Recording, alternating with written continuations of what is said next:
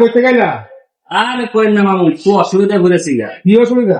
এক ব্যাংকেতে এক বান্ডিল টাকা দিছি না, আরেক ব্যাংকে নিচে রাখতাম, এই ব্যাংকে কয় টাকা ছিল, টাকা নিব না, তো এখন আমি কই যাবো?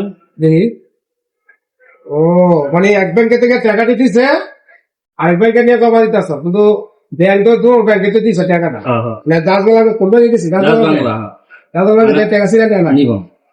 তো এখন ব্যাংকের কাম হলো কি সিরা টাকা নেওয়া, ওরা দিছে সিরা টাকা, তো এখন ওরা যদি টাকাটা না নেই, টাকাটা আমি কারে দিব এখন?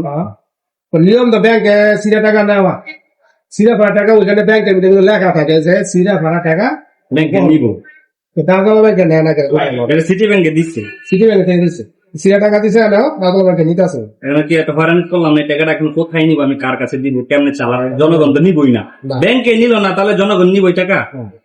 সিরা টাকা কেন নেবে? মামু এটা কেটতাম ব্যাংক থেকে টাকা দেয় অথবা ব্যাংক থেকে টাকা দেয় না, তো এখন আমরা যারা জনগণ আছে এই টাকা নিয়ে কই যাবো, কাকে দেবো বলুন? আপনাদের কাছে প্রশ্ন যে এই সিরা টাকাগুলি আমরা কাকে দেবো? ব্যাংক যদি না নেয় টাকাগুলি